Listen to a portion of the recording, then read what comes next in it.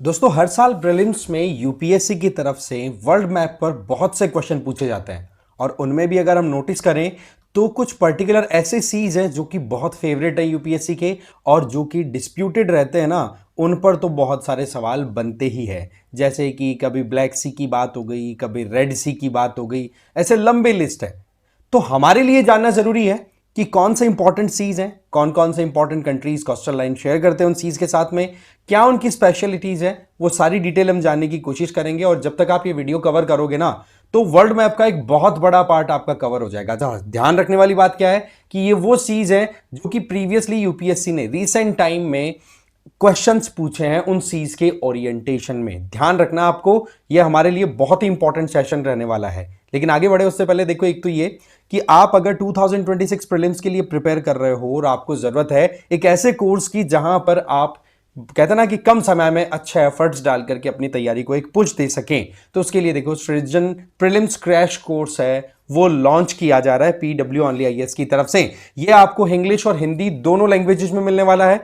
यहां पर आप देख सकते हैं कि ये 14 दिसंबर को स्टार्ट होगा और जो लोग भी शुरुआत में इस कोर्स को ज्वाइन करेंगे, देखो बैच की प्राइस आपके सामने 6,999, बट अगर आप शुरुआती उन 1,000 एस्पिरेंट्स में से हो जिन लोगों ने इस कोर्स को सब्सक्राइब किया, तो आपको 2,000 रुपए का एडिशनल बेनिफिट मिल सकता है। और उसके लिए क्या करना है, ये कोड यूज कर लेना है फर्स्ट 1K। ठीक है, शुरुआती 1,000 सब्सक्राइबर्स के लिए ये छूट है एडिशनल 2,000 रुपीज की, तो बिल्कुल भी मिस ना करें। और साथ में आप ये देख सकते हैं कि ये आपकी फेवरेट फैकल्टीज इस बैच में पढ़ाएंगे डिफरेंट कोर्सेज को, जिनमें सुमित सर आ गए, शबीर सर आ गए, विकास सर, अभिषेक सर, मतलब लंबी लिस्ट है जहां पर आप अपने फेवरेट फैकल्टीज को पाएंगे। ओके, तो बिल्कुल भी देरी ना करें, 2026 का प्रीलिम्स का सपना अपना साकार करें। अब देखो शुरू करते हैं हमारे मामले को। देखो आगे बढ़े उससे पहले एक और पॉइंट, अगेन ये आपको पीडीएफ की रिक्वायरमेंट होगी जिससे मैं पढ़ा रहा हूं, तो आप इस क्यूआर कोड को स्कैन करके टेलीग्राम ज्वाइन कर लो। अब देखो बात कुछ ऐसी है कि हमारे पास में कुछ ऐसे डिस्प्यूटेड सीजन जिन पे प्रीवियसली रिसेंटली कहें या पिछले 1-2 सालों में यूपीएससी ने अपने डिफरेंट एग्जाम्स में पूछा है या पिछले 5 साल के एवरेज निकालें, तो उनमें देखो कई ऐसे डिस्प्यूटेड रीजन्स हैं जिनके बारे में हमें ध्यान होना जरूरी है। देखो एक तो आपको ध्यान नहीं है, साउथ चाइना सी, ये किसी से छुपा हुआ नहीं है, ये एक ऐसा एरिया है जहां पर बहुत सारी कंट्रीज एक दूसरे से कॉन्फ्लिक्ट में है और मेजर जो है वो चाइना है। इसके अलावा ईस्ट चाइना सी यहां पर लोकेटेड है। इस पर्टिकुलर मैप से तो आपको आइडिया लग जाएगा कि रिलेटिवली कौन सा सी किस लोकेशन पे आता है, बाकी डिटेल्स हम फर्दर स्लाइड्स में देखेंगे। ठीक है, तो यहां पर डिस्प्यूटेड सीज की जब बात आए तो साउथ चाइना सी आ गया, फिर उससे थोड़ा नॉर्थ की तरफ जाओगे चाइना के ईस्ट की तरफ तो ईस्ट चाइना सी भी है, उससे थोड़ा नॉर्थ की तरफ जाओगे तो यहां पर जापान आ गया, और जापान और इस तरफ आपका आ गया ये रीजन रशिया वाला। ठीक है, इस तरफ आगे तक Russia, north Korea, south Korea, उनके बीच में सी ऑफ जापान। इसके अलावा यहां पर नॉर्थ कोरिया, साउथ कोरिया और इधर चाइना, इनके बीच में लोकेटेड यहां पर ये सी आ गया आपका येलो सी। इसके अलावा यहां पर ये लैंड लॉक्ड एक सी है या लेक है, वर्ल्ड की लार्जेस्ट लेक। ठीक है, आप देख सकते हैं इसका नाम है कैस्पियन सी। इसके अलावा ब्लैक सी तो आपको पता है रशिया यूक्रेन वॉर के चलते वैसा हाईलाइटेड रहता है। इसके अलावा यहां पर भी आप देख सकते हैं रेड सी रीजन है, वो भी आपका हाईलाइटेड रहता है, राइट। इसके अलावा ये मेडिटेरेनियन सी आ गया, एड्रियाटिक सी आ गया, ये इसके अलावा बेरेंट सी आ गया, इसके अलावा ब्यूफोर्ड सी आ गया। ये ऐसे एरियाज हैं जो कि हाईली डिस्प्यूटेड है ना, जहां पर कुछ ना कुछ चलता रहता है। तो एक एक करके हम देख लेते हैं कि कौन सा किस वजह से हाईलाइटेड है। देखो सबसे पहले हम बात करते हैं साउथ चाइना सी की। यहां पर चाइना क्या कहता है कि ये तो हमारी एंशियंट लेक है और वहां पर अपने आर्टिफिशियल आइलैंड्स बना करके ये 9 डैश लाइन बता करके चाइना बोलता है कि इसके अंदर आने वाला पूरा एरिया बोला हमारा ही है। लेकिन यहां पर आपको देखना होगा, एक तो पार्सल आइलैंड्स, यहां पर स्पार्टले आइलैंड्स और इधर ये स्कॉरबोरो शोल, ये ऐसे 3 ऐसे रीजन्स हैं जिनके लेकर के यहां पर कॉन्फ्लिक्ट है। अच्छा, कॉन्फ्लिक्ट किस किस के बीच में है, मेजरली अगर देखें तो यहां पर वियतनाम आ जाता है। ठीक है, इधर से मलेशिया कॉन्फ्लिक्ट में आ जाता है, फिलीपींस आ गया, राइट। इसके अलावा चाइना मेजर है ही पार्टिसिपेटिंग पार्टी। इसके अलावा ब्रुनई भी एक छोटा सा कंट्री है इधर आसियान का पार्ट, वो यहां पर कॉन्फ्लिक्टिंग पार्टीज है। लोकेशन की बात करें तो मैंने बताया कि China, Vietnam, Malaysia, Philippines, Brunei, Taiwan. Taiwan भी अगेन हमें ध्यान रखना, ये रहा ताइवान, ये इसी साउथ चाइना सी के साथ में अपनी southern border coastal line share करता है। इंपॉर्टेंस देखो, ये वर्ल्ड का बिजिएस्ट ट्रेड रूट्स में से एक है। ठीक है, global shipping point of view से यहां से 1/3 ट्रेड पास होता है। मेजर डिस्प्यूटिंग पार्ट है वो मैंने आपको ऑलरेडी बता दिए हैं। यहां पर 2016 में ये जब मामला फिलीपींस, वियतनाम ये लेकर के चाइना का अगेंस्ट में गए थे कि भाई चाइना साउथ चाइना सी में हमें फ्रीली मूव नहीं करने देता, तो आप देखोगे कि वहां पर यूएन क्लॉज के under permanent court of arbitration ने चाइना का ये जो 9 डैश लाइन का क्लेम है ना, इसको कर दिया रिजेक्ट। बट चाइना किसकी मानता है? नहीं मानता। अभी की बात करें तो geopolitical tension point of view से बहुत ज्यादा हाईलाइटेड रहता है और डिस्प्यूटिंग पार्टीज हमने ऑलरेडी देख ली है। तो ये हो गया आपका साउथ चाइना का। डिस्प्यूटिंग पार्टीज की बात करें, मैं बताऊं अगेन, इसमें China, Vietnam, Philippines, Brunei, Taiwan, ये आ गए। ठीक है, फिर आ जाओ आप, नेक्स्ट हम बात कर लेते हैं ईस्ट चाइना सी के बारे में। ये रहा ईस्ट चाइना सी, यहां पर आप देख सकते हैं इसमें मेन डिस्प्यूटिंग पार्टीज आपको दिखाई पड़ेंगी ईस्ट चाइना सी में, चाइना और जापान। बाकी इसके साथ में अपनी जो कोस्टल लाइन शेयर करने वाले कंट्रीज हैं ईस्ट चाइना सी की बात करें तो इसमें आपके मेजरली देखो जापान आ गया, चाइना खुद आई गया। ठीक है, इसके अलावा साउथ कोरिया और ताइवान भी अपनी कोस्टल लाइन शेयर करते हैं। फिर आता है सी ऑफ जापान, यहां पर ये आ गया सी ऑफ जापान।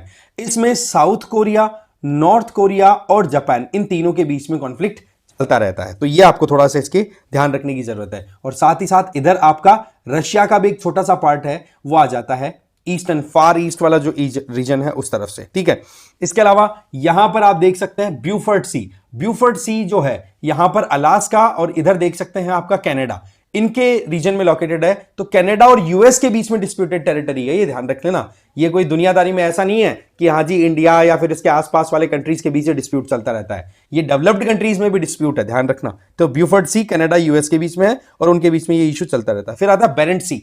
बेरेंट सी में इधर नॉर्वे है, इधर रशिया है, इनके बीच में ये एक बहुत ही बड़ा डिस्प्यूटिंग टेरिटरी है। फिर आ जाता है इधर ब्लैक सी। ब्लैक सी को लेकर के तो कितनी ज्यादा चीजें हाईलाइटेड रहती है, आपको भी पता है। यहां पर अगर देखें तो कोस्टल लाइन बनाने वाले कंट्रीज की बात करें, देखो ब्लैक सी का हम सीधा ये देखो ये आ गया हमारा ब्लैक सी। ब्लैक सी के साथ कोस्टल लाइन बनाने वाले कंट्रीज, इधर यूक्रेन आ गया, इधर आप देख सकते हैं रशिया, इधर आप देख सकते हैं जॉर्जिया। फिर आप आ जाइए ये टर्की, टर्की के अलावा फिर ये टर्की का ये वाला पेनिनसुलर रीजन आ गया, इस तरह इस्तांबुल वाला। ठीक है, ये आ गया बुल्गारिया, बुल्गारिया के बाद रोमेनिया। ये ऐसे कंट्रीज हैं जो कि अपनी कोस्टल लाइन बना रहे हैं इसके साथ, ब्लैक सी के साथ में। और इसी ब्लैक सी का एक पेनिनसुलर रीजन है जिसको क्रीमियन पेनिनसुला भी बोलते हैं, जिसको रशिया ने एनेक्स कर रखा है ऑलरेडी। इसके साथ में हमें ध्यान रखना है सी ऑफ अजोव के बारे में। ये एक एनक्लोज्ड आप कह सकते हो सी है, जो कि इधर आप देख सकते हैं ये एक छोटी सी स्ट्रेच है, ठीक है, लैंडमास, जिसको जहां पर जिसको नाम दिया हुआ कर्च। और यहीं पर ये एक वाटर स्ट्रेट है, दैट इज स्ट्रेट ऑफ कर्च। याद रखना, हमें याद रखना है कि स्ट्रेट ऑफ कर्च जो है वो सी ऑफ अजोव को कनेक्ट करती है सीधा ब्लैक सी के साथ में। और ये वो एरिया है जहां पर रशिया यूक्रेन कॉन्फ्लिक्ट में उलझे हुए हैं, तो उस पॉइंट ऑफ व्यू से इंपॉर्टेंट। अच्छा, फिर इसके आगे ब्लैक सी से आगे जैसे ही जाओगे आप तो इधर आता है बड़ा सी, एक मेडिटेरेनियन सी। और मेडिटेरेनियन सी का एक पार्ट है दैट इज एजियन सी। और इस एजियन सी और ब्लैक सी को कनेक्ट करने वाली जो दो इंपॉर्टेंट स्ट्रेट्स हैं, एक तो स्ट्रेट ऑफ बॉस्फोरस, ठीक है, बॉस्फोरस स्ट्रेट, और एक स्ट्रेट आ जाती है स्ट्रेट ऑफ डार्डेनलिस। ठीक है, तो इन दोनों स्ट्रेट्स के बीच में एक वाटर बॉडी है जिसको बोलते हैं Sea of Marmara. In short, Black Sea को अगर आप एजियन सी के साथ कनेक्ट करो तो उसके बीच में एक वाटर बॉडी है that is Sea of Marmara या फिर मार्मरा सी। ये हमें थोड़ा सा इसका ध्यान रख लेना है क्योंकि ये हाईलाइटेड रहती है, ये ऐसे एरियाज है जो कि न्यूज में आपके बने रहते हैं।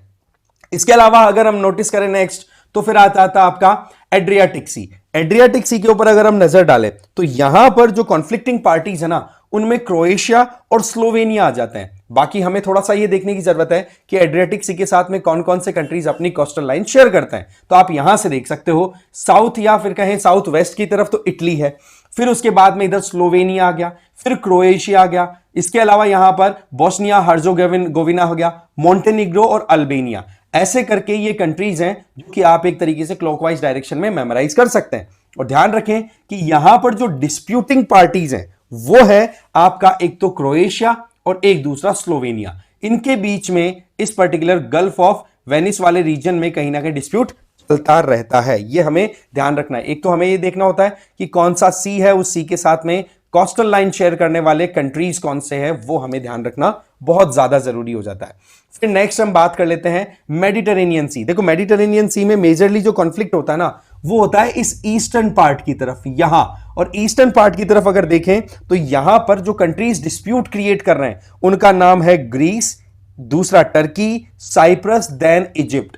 इनके बीच में कॉन्फ्लिक्ट है। और इसमें अगर मेडिटेरेनियन सी को हम थोड़ा डिटेल में जानने की कोशिश करें तो इसके साथ में कोस्टल लाइन शेयर करने वाले कंट्रीज में एक तो यूरोपियन आ गए, एक एशियन कंट्रीज आ गए और एक आपके अफ्रीकन कंट्रीज आ गए। इनमें कौन कौन से कंट्रीज हैं आप देखो, इधर से आप स्टार्ट कर सकते हो। स्पेन सबसे पहले, फिर आता है फ्रांस, फिर आ गया इटली। इटली के बाद हमने देखा था अभी स्लोवेनिया, क्रोएशिया। ये आपका यहां पर थोड़ा सा ये ध्यान रखने वाली बात है कि एड्रियाटिक सी है ना, वो मेडिटेरेनियन सी का एक ब्रांच भले ही है, बट डायरेक्टली अगर हम बॉर्डर शेयरिंग की बात करें तो इटली के बाद आप सीधा जंप कर जाना ग्रीस में, ठीक है ना।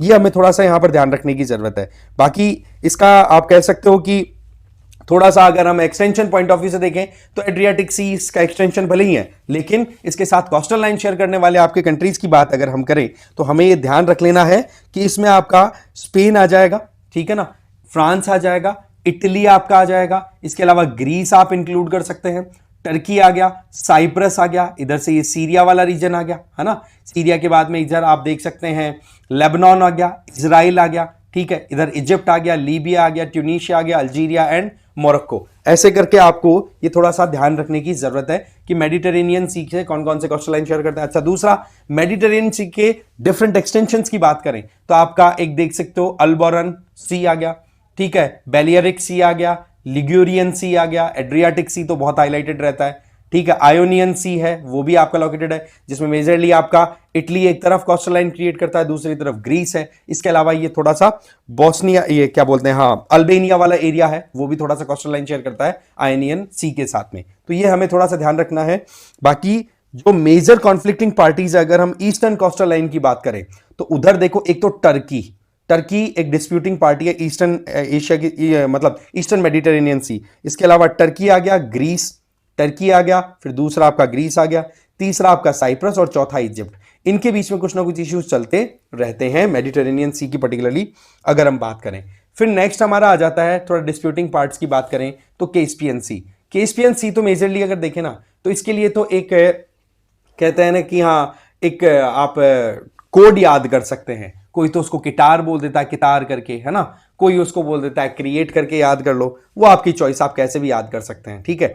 तो इसमें कैस्पियन सी की थोड़ी डिटेलिंग हम डिस्कस करेंगे जिससे कि आपको आइडिया लग जाए कि एक्चुअल में कैस्पियन सी के साथ कौन कौन से कंट्रीज अपनी कोस्टल लाइन शेयर करते हैं। तो इनमें आप यहां से शुरू हो जाइए, कजाकिस्तान सबसे पहले, दूसरा आपका रशिया, फिर उसके बाद में अजरबैजान, फिर उसके बाद ईरान और तुर्कमेनिस्तान। तो इनको अगर आप कोड वाइज कोडिंग करो ना तो एक यूं कोड आपका कितार बन सकता है, ठीक है ना।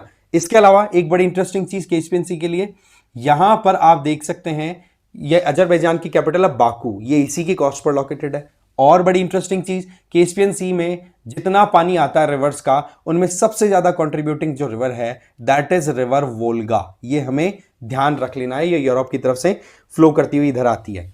इसी कैस्पियन सी से थोड़ा ईस्ट की तरफ आप जाओगे तो कजाकिस्तान और उज्बेकिस्तान के पास बीच में एक लैंडलॉक सी लोकेटेड है, ये भी लैंडलॉक की है, कैस्पियन भी है ना, अरल सी। और ये सी जो है, ये यूपीएससी ने इस पे क्वेश्चन ऑलरेडी पूछा हुआ है, जिसमें ये था कि अभी रिसेंट टाइम में ऐसी कौन सी लेक्स हैं या फिर ऐसे कौन से सीज हैं जो कि वाटर डाइवर्जन या एंथ्रोपोजेनिक कॉजेस की वजह से अपना एटीट्यूड डिक्लाइन करते हुए देख रहे हैं, है ना।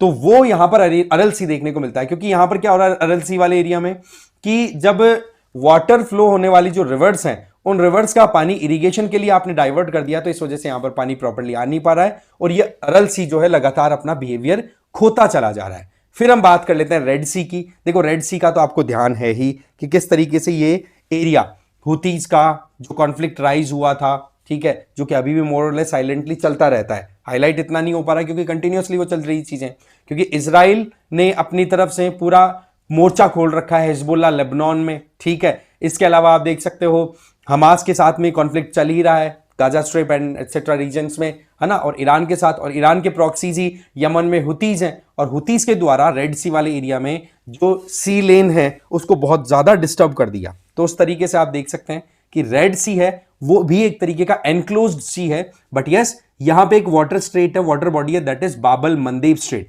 जिसको रेड सी से ओपनिंग, रेड सी की ओपनिंग मिलती है और वो गल्फ ऑफ एडन तक ओपन करती है, जो कि अल्टीमेटली अरेबियन सी के साथ में अपना पानी शेयर करता हुआ दिखाई पड़ता है। तो रेड सी के साथ अपनी कोस्टल लाइन शेयर करने वाले कंट्रीज की अगर बात करें, ठीक है, रेड सी की पर्टिकुलरली हम बात करें तो आप यहां पर नोटिस करेंगे एक तो इजिप्ट आ गया, एक आपका सूडान आ गया, एक आपका यहां पर एरिट्री आ गया, इधर से देखोगे तो यमन आ गया, सऊदी अरब आ गया, ठीक है। यहां पर ये गल्फ ऑफ अकाबा है, ठीक है। इसके साथ में अपनी कोस्टल लाइन शेयर करते हैं, एक तो इजराइल छोटा सा और इधर जॉर्डन भी कर देता है, और इधर ये सिनाई पेनिनसुला है आपका इजिप्ट वाला, वो भी अपनी कोस्टल लाइन शेयर करता है, ठीक है। तो थोड़ा सा हमें इन चीजों के बारे में बारीकी से समझने की जरूरत है, ठीक है।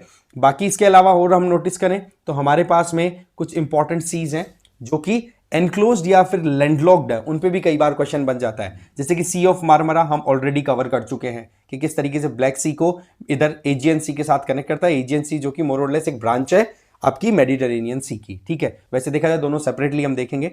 इसके अलावा ब्लैक सी के बारे में हम देख चुके हैं। बाल्टिक सी हमारे लिए इंपॉर्टेंट हो जाता है क्योंकि ये एरिया भी बहुत ज्यादा हाईलाइटेड है जब से रशिया यूक्रेन कॉन्फ्लिक्ट स्टार्ट हुआ, तो इसको हम थोड़ा डिटेल में समझते हैं बाल्टिक सी को। यहां पर देखो ये ब्रैकिश वाटर बॉडी है, यहां पर सैलिनिटी आपको थोड़ी कम मिलेगी, कारण कि इसका डायरेक्ट ओशन के साथ में कनेक्ट नहीं है, ठीक है। बीच में फिर आपके कई और वाटर बॉडीज है, तब जाके कनेक्टिविटी आती है।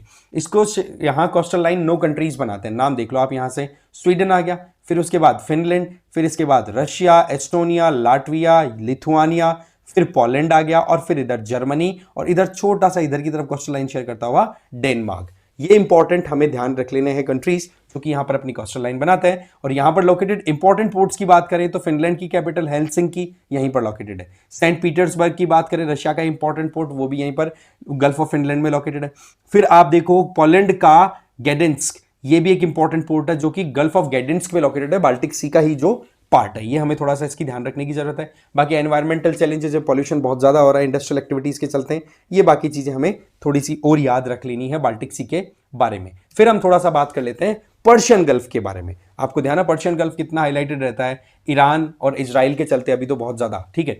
तो सबसे पहला सवाल कि कौन कौन से कंट्रीज हैं जो कि पर्शियन गल्फ के साथ अपनी कोस्टल लाइन बनाते हैं। तो ईरान तो आपका हो ही गया, इसके अलावा इराक आपका आ जाता है, इधर छोटी सी कोस्टल लाइन इधर बनाता है, ठीक है, जहां पर अबादन और ये लोकेटेड है। फिर कुवैत आ गया, कुवैत की कुवैत सिटी भी यहीं पर पर्शियन गल्फ की कोस्टल लाइन पर लोकेटेड है। फिर बहराइन एक आइलैंड कंट्री, फिर कतर है, ठीक है, ये भी यहीं पर अपनी कोस्टल लाइन बनाता है। सऊदी अरब की तो बहुत बड़ी कोस्टल लाइन है ही, साउथ की तरफ आप देख सकते हैं। यूएई आ गया, और ओमान का भी ये वाला पार्ट है, ये अपनी कोस्टल लाइन शेयर करता है किसके साथ में, पर्शिया के। ध्यान रखने वाली बात क्या है कि पर्शिया एक एनक्लोज्ड वाटर बॉडी है पर्शियन गल्फ, ठीक है, जो कि गल्फ ऑफ ओमान के साथ अपनी वाटर शेयरिंग करती है थ्रू द स्ट्रेट ऑफ हॉर्मज, इसीलिए इसको एनक्लोज बोला। ध्यान रखें कि एनक्लोज्ड वाटर बॉडीज वो होती हैं जिनका कनेक्शन कहीं ना कहीं किसी ओशन या किसी लार्जर वाटर बॉडी के साथ में किसी ना किसी ओपनिंग के थ्रू होता है, तो उनको तो बोलता है एनक्लोज्ड सीज। जैसे पर्शियन गल्फ का नाम हम देख चुके हैं, सी ऑफ मार्मर आपके लिए पॉइंट बन जाता है, ब्लैक सी एक पॉइंट बन जाता है।